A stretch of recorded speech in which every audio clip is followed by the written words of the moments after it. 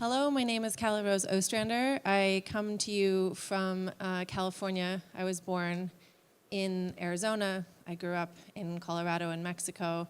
I would like to thank the First Peoples of this land that I am on for hosting me here today and for hosting all of us, to the Mohawk and the Algonquin, to the Innu, to all of those whose names I do not know and whose names have been forgotten.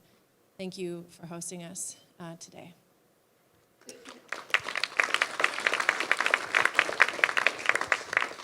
Okay. I felt the need to take some time to ground us a little bit before going into examples, because we've all been learning about so much. One of the things that I do is talk to people about how the planet works. And that means often talking to the people who have been here on the planet longer, learning about how it works, and then translating it into our modern scientific paradigm. So, here we go. We are all on a solar-powered planet, right? We all know this. All of the energy that we consume, whether it's fossil fuels that we eat, whether it's carbohydrates, it all comes from the sun. With its wind, blows across the water because of the heat of the sun. All of our energy on this planet is from the sun. It's the spark of life. It's the first beginning. And what's really wonderful is that the sun is a star, right? So we're actually all star-powered. The beautiful light of the sun comes to the earth, the earth element. This earth element holds, it receives the warmth of the sun, and on it is water, and water carries life.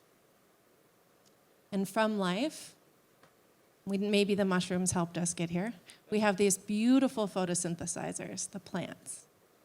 And the plants take that energy from the sun, and they take the water, and they feed us. We can't eat the sun, but the plants can, and then we eat the plants. They create oxygen, they create moisture, they create our weather, they create our atmosphere. They are creating the home environment in which we live. So from the plants, we have the animals and the humans. And the humans and the animals, and we respire, and we breathe, and we create the air, and we work with the land, and we create the climate, we create the temperature. And all of the relationships that we have that are solar-powered are stacked upon each other in a synergistic function. Humans have also been participating in this synergistic function, which modern science calls the carbon cycle, by burning fossil fuels and moving a lot of this carbon, this energy that's circulating from the sun through our planet into the atmosphere very quickly. We all know this, that the plants, the forests, and the oceans absorb about half of the carbon that's put into the air every year. This idea of regenerative agriculture is that we support life, we support photosynthesis, so that more gets absorbed back into the soils as we also begin to burn less fossil fuels. This is for the scientists here, or people who have seen this. This is one of the most popular graphs that's used in climate policy. It's the Keeling curve. It's the measurement of parts per million of CO2 in the atmosphere that happens on the top of a volcano, a sacred site in Hawaii.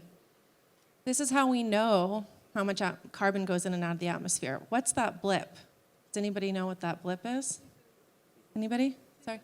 Yeah, that's the seasons. That's what we just said. That's the breath. That's the breathing of the planet.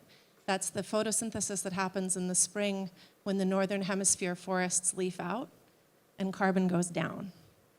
Okay? So our job, as we think about this contextually as humans in the environment, as humans in this carbon cycle, is to begin to support a deeper in-breath, to support life so that we can move that Keeling curve. Maybe goes up a little bit less every year and down a little bit more, and up a little bit less and down a little bit more. So that places us in this context where we find ourselves today, that agriculture is the way in which humans in our economy as we have it currently participate in moving carbon between the major pools on the planet, from the atmosphere into the soil. This is one of my mentors, and he likes to say this, quote, that agriculture is the business of moving carbon between carbon pools to produce food, fuel, fiber, and flora. Flora is medicines, it's pigments, it's wood, right? It's all these other things that we have. We all know this. This is also fun to think about.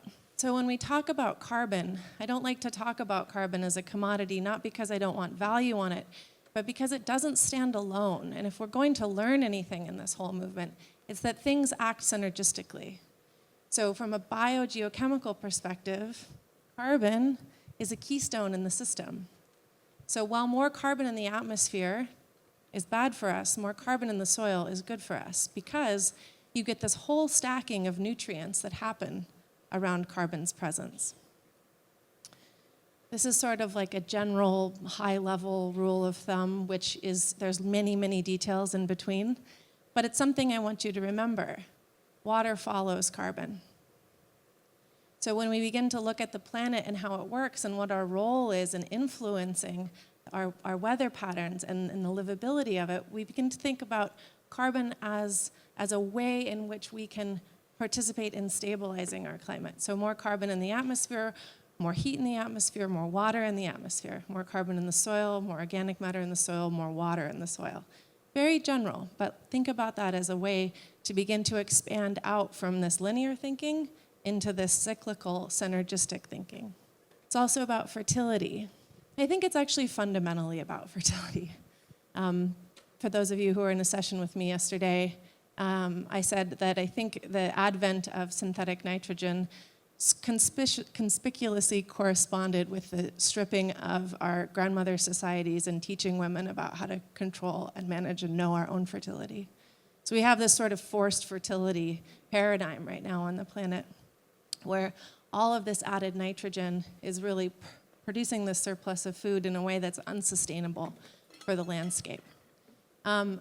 California, we just did a big survey. As much as 70% of the nitrogen that's applied to crops ends up in the water. That the plants just can't absorb it. In fact, globally, nitrogen production has continued to rise for the past decade, while absorption of that nitrogen, or efficiency and uptake, has plateaued. Okay, those are sort of the big level things. So now we're going to come down to some humans that I know. These are two humans that I know very well. This is Peggy Rathman and her husband, John Wick. They bought a ranch in Marin about 20 years ago. They immediately kicked all the cows off and decided they were going to return it to wilderness. No cows, no people, done. They watched in horror as their ranch turned into a weedy patch of invasive species. They lost their grasslands and the scrub took over. John is a master engineer and builder, and he hired 300 people to weed for a month out of the year. And then he bought big machines and he mowed everything down. And then they sprayed it. They spent 2 years spraying it with chemicals, trying to kill all the weeds. And then they decided, finally, none of this was working. Maybe they would get some goats. So they brought some goats out, and it turns out the goats were too expensive, but there was a guy in the truck with the goats who was like, did you know that up on the hillside you have a patch of some grass I can't pronounce, but it's a very important native species? And John was like, no, we didn't know this. No one's ever told us that something good was happening on our ranch. And this man, his name was Jeffrey Creek, he's a rangeland ecologist, he said, yeah, in fact, it's a really, really good patch of grass. Maybe you should think about managing for its health, about supporting it. So they're like, oh, this is a novel idea, and it changed their entire approach to the way they managed their ecosystem. They got really into holistic grazing. They brought out Ellen Savory. They bought 3 yeoman's plows. They did the whole thing. John put up 200 paddocks across his entire ranch, and they thought they were sequestering carbon in the soil from their grazing. In 2008, the state of California passed a law, their cap-and-trade law, and it created money for carbon. And they wanted to get some of that money for carbon sequestration in their land. So they asked this question, can my grazing management increase my soil carbon? This is an important question, and I think by and large we can say that yes, this can happen. But what they found was that it actually wasn't happening on their property. So they invested all of this money into this idea. They found some scientists who were willing to come out and take a look at it. And it turns out that their rangelands were losing carbon, even after having been grazed really well, even after the wildflowers came back. They looked great. Turns out they were still losing carbon. So instead of holding on, they just were like, okay, great. So what is sequestering carbon? They did a literature review, and they compared science for grazing management practices across 30 ranches in Marin, where they're from. They were willing to learn from their failure. And what they found was that it didn't matter what was going on grazing-wise. I mean, of course it did for erosion, but for long-term soil carbon pools, what mattered was that places that had manure applied historically had up to 10 times more carbon in the system than places that didn't. Well, it makes a lot of common sense to us, but science at the time didn't think that a topical application of carbon in any form could cause a carbon pool to increase over time. So they changed their question, and they said, well, what if we ask this question? And they did. So 2 things to start here. Peggy's family started Amgen, which is one of the biggest biotech companies. I don't know if anyone's familiar with it. It's an older one. And I think she's dedicated her life to trying to ameliorate the issues that company created. John's a project manager, so he does everything from a project management standpoint. Peggy's in science.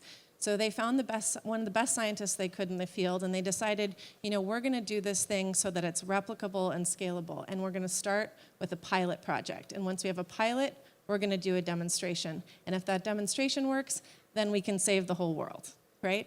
This was their idea. Well, what happens in between is this little thing called the Valley of Death. This is like a Silicon Valley, moving from entrepreneur up. So I'm going to take you through what they did, because I hope that there are some examples in here that might be useful for what you all are looking at. Phase 1, what did they do? I'm going to go quickly. Don't get hung up on the science. You can find it online if you want to.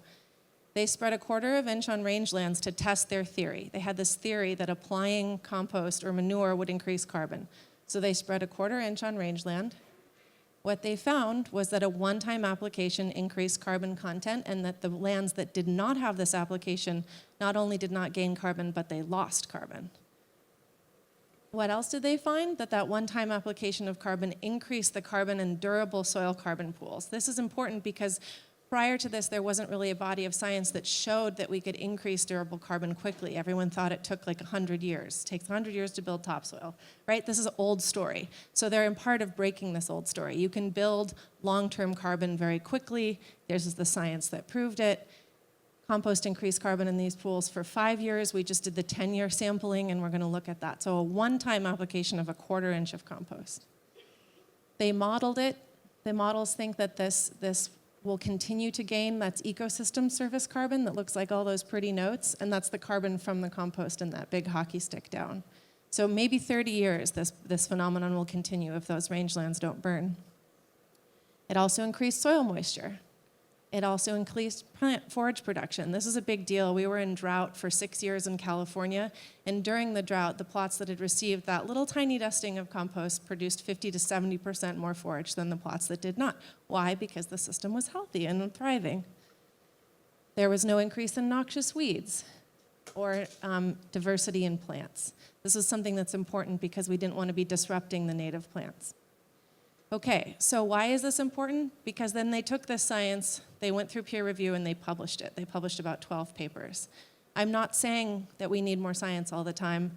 I'm not saying that our new and innovative science necessarily has to be peer-reviewed and published, but with peer-reviewed and published science, they were able to take something and we were able to make policy out of it, and that's really important. It's also important to realize that here's a picture of one of the test sites. There were 7 of these replicated on John's Ranch and in the mountains of Marin.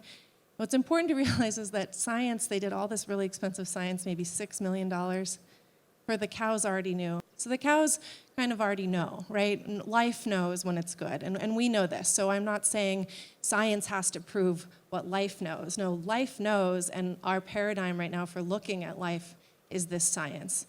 However, it is important to have this kind of science because it helps us change the frameworks that are reliant on it. Phase 2, great, it worked. Proof of concept, ta-da, demonstration. John was told very early on that anything he did had to be replicable, scalable, and widely applicable. Most time when we think of scale, we think about like a McDonald's franchise or something that's little that gets really big. What I love about what they did that's different is they scaled on a fractal system. They scaled something that was somewhat modular, but flexible, repeatable, and in a pattern.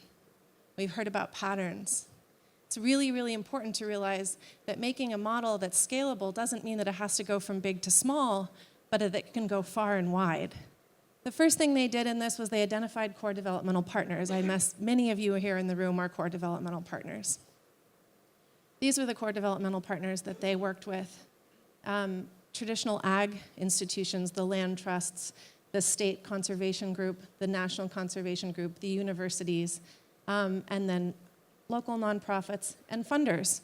Funders who were willing to get in early and stand by as they made mistakes and keep funding it. The second thing they did was they established a shared mission and a shared vision. And they didn't make a new nonprofit.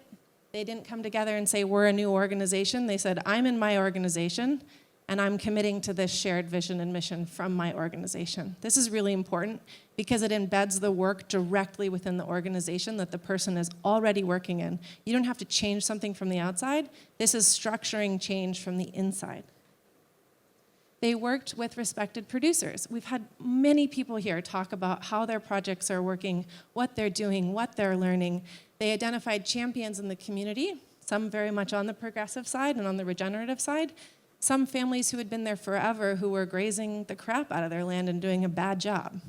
But they chose people who were willing to demonstrate what change might look like, who their neighbors would see, right? So much of this is seeing. So they found the people who were willing to be visible, and they highlighted them. This is Albert Strauss. He makes the best ice cream I've ever had.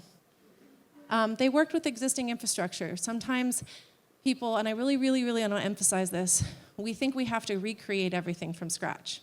Now, we do need to build new systems because the ones we currently have are not serving us. However, if you do not start by building into the systems that we have, it is very, very hard. So they had this mantra, work with existing infrastructure wherever possible. What does that mean? In the US, when we did the Homestead Act and a final act to kick off Native Americans from the land, and we put people out there, we plowed the land, and a big giant dust cloud rolled into DC, and they realized they had to deal with all the farmers who were starving, and this huge dust bowl. And so Teddy Roosevelt created this group called the Soil Conservation District. It eventually became part of the USDA, and what they did is they created this unique system of local bodies that are in every single county in the country called conservation districts. Soil and water conservation districts, resource conservation districts, they're out there. So they decided, the Marin Carbon Project decided they were going to work with existing infrastructure because they knew it was everywhere. And if they figured how to make it work in this one place, they could roll it out to all these districts all over the country. So they took the traditional conservation planning process that these folks do, it's called a conservation plan, and they built in carbon. Now, I'm not necessarily saying you should put carbon in the center, but they did because they were putting carbon in the center for the reason that we had a cap and trade system, because they wanted carbon money, and because carbon is a lever for all these other nutrients. Now, these plans also look at biodiversity. They also look at water and water quality. There are many things that are included in this, but this was a way of organizing farm management around enhancing soil carbon and terrestrial carbon on the farm. This is what a plan might look like for a farmer and rancher, very similar to what they're used to looking at, right? So again, using existing tools and mapping methodologies that conventional and organic ag alike are familiar with. Simultaneously, they realized they were going to need a lot more compost. So the conservation district in that area actually had a problem with manure. People were dumping their horse manure into Mollis Bay, and they had a lot of dairies. And the county needed someplace to put all their wood chips. So they said, why don't we make a big compost pile in the county on a dairy, get all the horse manure to be dropped off here for free so people stop dumping it in the water, pay the dairy to lease out a space to make a compost facility, and get the county to bring in all their wood waste, chip, and grind it. So they did. They created West Marin Compost. It's now an economically functional, watershed-based compost supply for West Marin. They used grants. You can kind of see what they did down there. Number 6, these are not in order of importance. They're just up here because there's a lot of them and I needed numbers to keep track. Build new tools and share them. So I'm going to talk about new tools, but I'm also going to say if there's an existing tool that already works and you just need to change it a little bit, do that. It's cheaper and it's faster. Convincing people to make new tools and learn how to use new tools. I don't know if you've ever taught your grandparents how to use Google or like Gmail or like Google Docs. Oh my God, it takes a long time. So if you can use an existing tool and modify it to make it work for you, to include what you're looking at, do that. This is the tool that they created with the USDA and the US EPA. It's called Comet Planner, and it's a really easy way for a farmer to go in anywhere in the country, pick out their state, pick out their county, pick out the type of cropping system they have or grazing management system, enter in practices on acres and get an estimate of the carbon sequestration. That goes into their carbon farm plan. Again, I'm not necessarily saying carbon is what you want to do, but this is how they did it. And now this tool is available nationally and it's being used for policy throughout the country. Sharyn Showcase.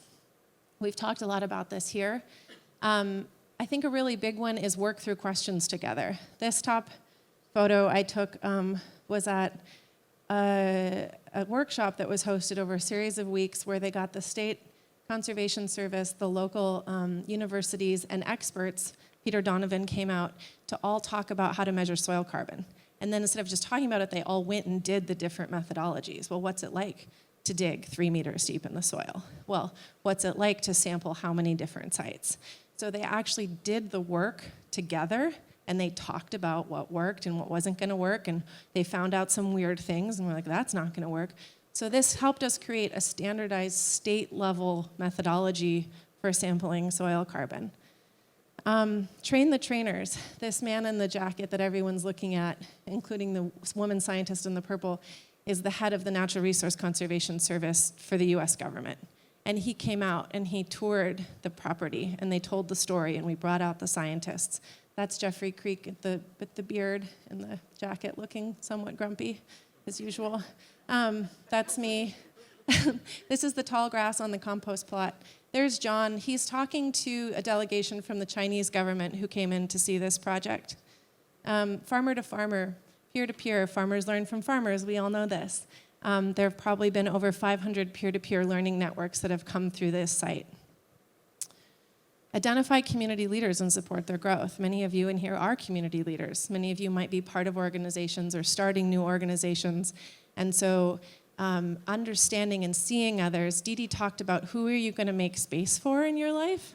Who are you going to support? Who are you going to make time to put energy into so that they can grow? Who are the people in your community who are going to help this happen, and how can you support them? And you might be one of those people, so how can you ask for support? FiberShed and the Carbon Cycle Institute are two organizations that grew out of this work. They now have national and international name recognition. They were community leaders. Jeff Creek is with the Carbon Cycle Institute. Rebecca Burgess is with FiberShed. They came and they fought the Rathman Family Foundation and then 11th Hour and many other groups came and supported them because they knew these were the people who were going to take it out there and they could spread a consistent, cohesive message using the same framework. Paint a big vision. I took out the slide with John Wick. John probably did over 1,000 individual presentations. He did them at libraries, he did them at county meetings, he did them at cities, he did them at waste management companies, he did them at agricultural companies, he did them at the library. He did them for whoever would listen. And he was thoughtful about it, but he went out and he told this really big story and he painted a really big vision. He said, what if all of our clothes, what if all of our food, what if all the materials that we used, that we sat on, that we built with, what if they were all endlessly recyclable or compostable?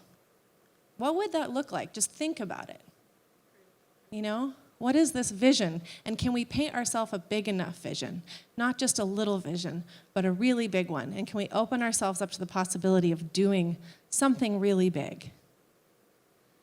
So it's important to pick a big vision. It's also important to create producer-centric and diversified funding models, right? We all know that farmers operate on very slim margins. If we are a farmer, we know this very well. So we created a diversified funding model. We took U.S. conservation dollars from the Farm Bill. We added state money on top of that, that's stacked directly on the same practices. We used state, philanthropic, and private sector monies to incorporate technical assistance. So this wasn't money to the farmer, but it was money to people who were going to support the farmer, as well as money directly to the farmer. They created value-add products or direct-to-customer sales to bring more value back to the farmer. They worked on direct brand investment directly back to the farmer. And then we hope if all these things work, there might also be ecosystem service credits available at some point in time to also support the farmer. We'll see. They created common stories and shared them. So I wrote this with Lewis Fox from The Story of Stuff and Finian. And what we needed to do was create a story that the movement could all tell each other. So this story, in as much as it was posted online, was actually about the process of all of us taking time to understand the story that we were telling with each other. So this story took 8 months to produce a 4-minute video, but that was the work of it, right? I had to talk to all the scientists. Can we say this? Can we say that? I had to talk to my friends. Does it make sense when I say this? And Lewis had to be like, go take a nap. I need you to explain photosynthesis in 1 sentence. Like, oh, okay, go take a nap and then get up and try to write about it. So taking the time to talk about the stories that you are going to talk about helps you build as a movement. This isn't always about communicating to the public.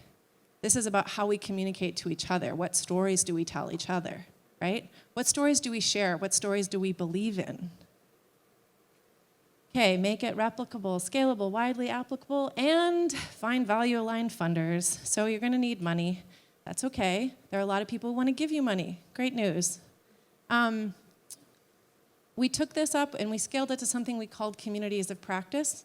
I would say the emergent thing that I am feeling right now after working on this for 5 years and being here today is that at the center of each of these communities of practice needs to be an indigenous land manager if they are present, an indigenous farmer, because they know about that land more than anybody else. So if they are there, find them, put them in first, learn from them, surround them, and bring their knowledge to bear. The good news is that pretty much everywhere on the landscape, you're going to find these organizations, anywhere you go. And you can get them together and create little hives and create communities and create relationships amongst yourself. And in everyone, you're going to need somebody who's your backbone. Somebody who is maybe like Michelle or Isabel, who can be like, hey, what have you been doing? How's it going? Do you want to meet to get together and have lunch? You need somebody who's going to really help move you all forward. So we took that model that was in Marin, we scaled it up initially to 8 Bay Area counties, and then we took it out to 33 conservation districts statewide.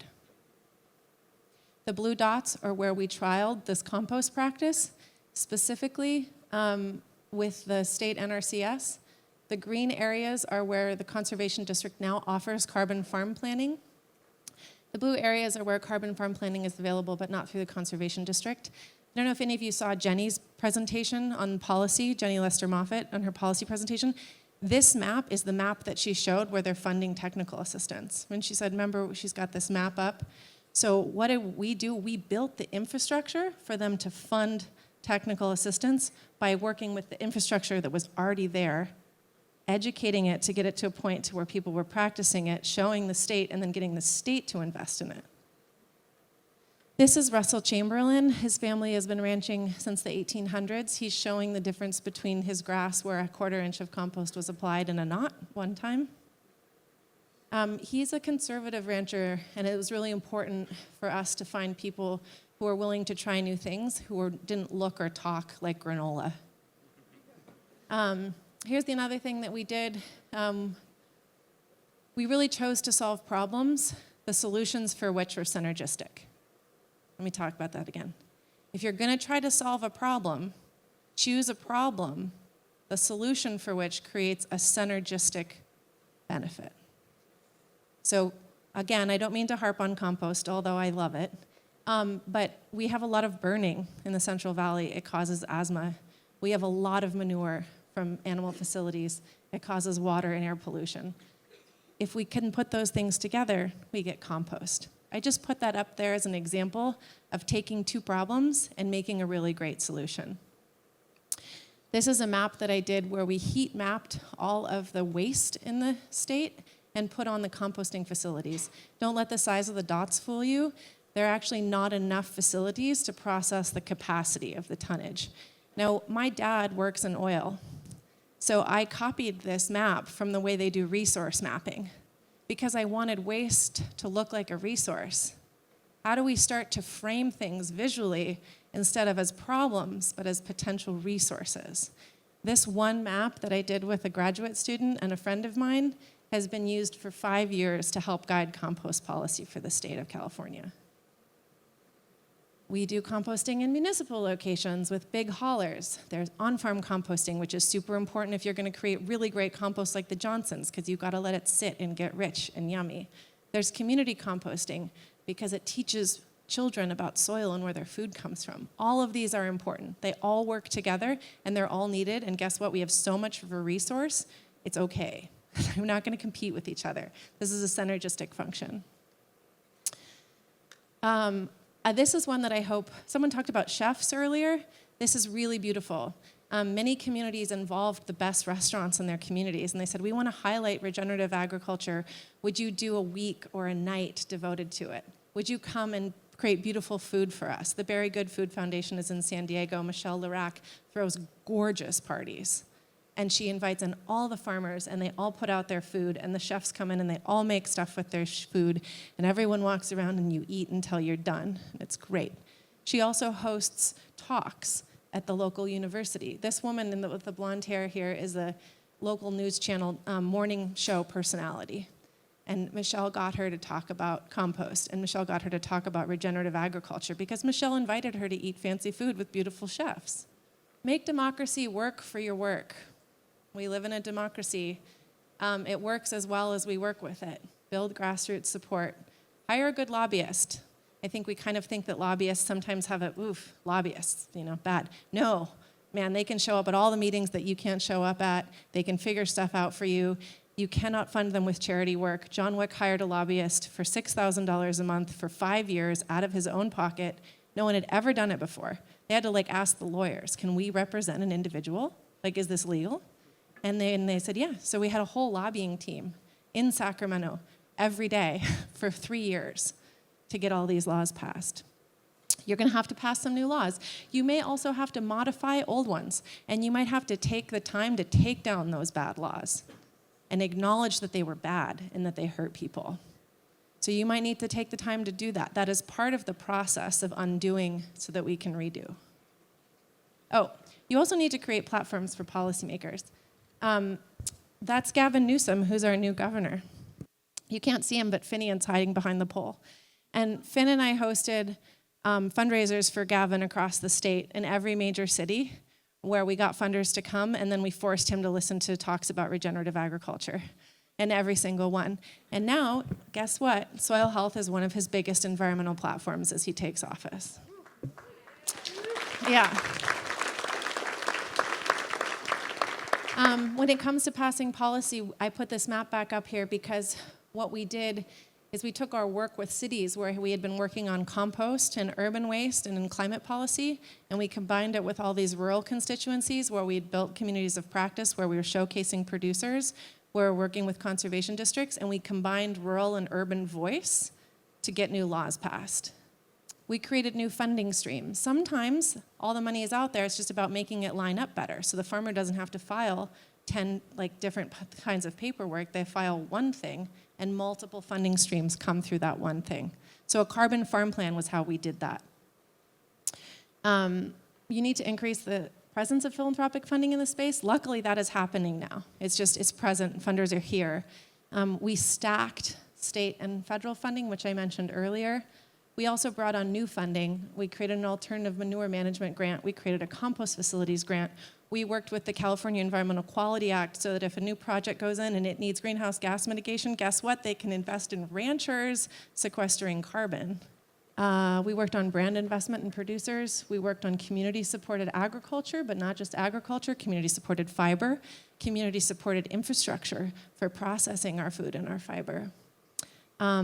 We worked with foundations. Foundations have an interesting tool in the US where they can act like an investor, and if it doesn't work out, they write it off like it was a grant, and it's called a public-related investment. So we brought that to the table. Then we reached out where possible to work with capital, and this is happening more and more now, where different capital companies are coming in and investing land to bring its value up. But that's very recent and it's still very new. So don't discount the other ones. I showed this slide earlier for those of you who are in the finance talk. This is an example of taking multiple funding streams. The philanthropic dollars that supported me, that supported Carbon Cycle Institute, that supported Kiss the Ground. Lauren and I from Kiss the Ground walked into Annie's and we said, hey, we think you should do carbon farming in your supply chain. They said, we think you're right, and we're going to make General Mills do it. So they worked with Organic Valley to produce 3 carbon farm plans. They trained the conservation districts, so now those conservation districts can offer carbon farms to anyone in their district. Annie's paid for it, and then Organic Valley now offers the carbon farm plans to all their farmers. Pilot, demonstration, business as usual, adoption. That's where we're all trying to get, right? Okay, so I've spent the last 15 months in Western states creating communities of practice. And there are Eastern states that are creating communities of practice. Hawaii is working on this. This is a map of states that have passed soil health legislation. New Mexico, which is that big blue one next to Texas, actually just passed some new legislation about 4 weeks ago. And so we're now getting up to that level where all these states are passing it. We're going for major farm bill reform in the next US Farm Bill. This is an example of General Mills recognizing the need for technical assistance and funding the Soil Health Academy to train farmers with Kiss the Ground as a partner. So this question of what's the valley of death, right? We have this model of pilot, demonstration, and then to get to business as usual, there's this valley of death. Well, I'm going to say that that, just throw it out the window. That was designed for a technical system that's not alive. Oh, surprise. We have a living system. Our living system works in fractals. It's self-replicating. Once you support it and feed it, it grows and it does things on its own, and it happens in individuals, it happens in communities. It happens in the thing that networks individuals and communities.